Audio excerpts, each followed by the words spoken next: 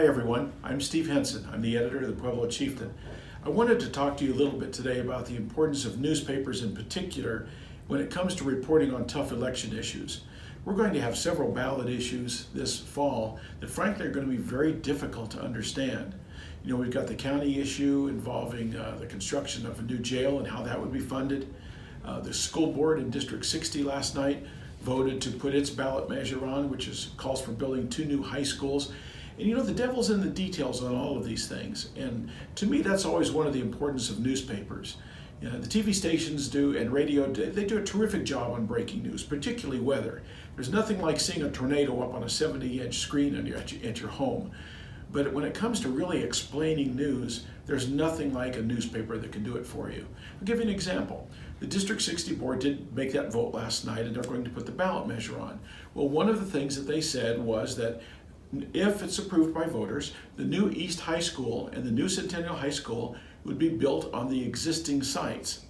Well, while there's clearly room to do that, the problem with both of those sites, we've been told, is the soil there. They've had difficulties and the buildings are shifting and causing all sorts of problems. So perhaps with modern construction methods, that's not as big of a deal, but it's an interesting question, and we're going to answer that along with a whole bunch more things between now and the election. For example, in tomorrow's paper, and among the stories that we have a story on former Councilwoman Lori Winter, who really has crusaded for years to clean up our town, to make it look better, to make people clean up their blight. And one of her crusades has been to stop illegal dumping.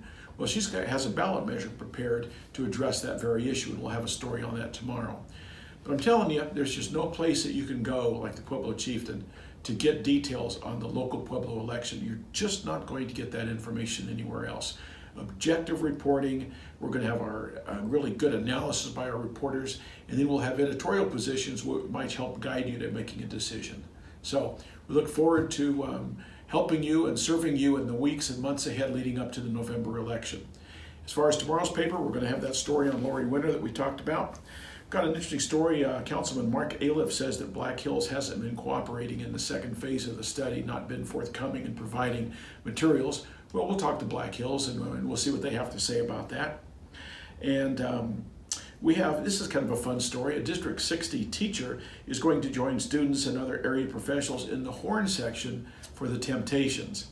And the Temptations will be performing here in early August, just another week and a half away down at Memorial Hall.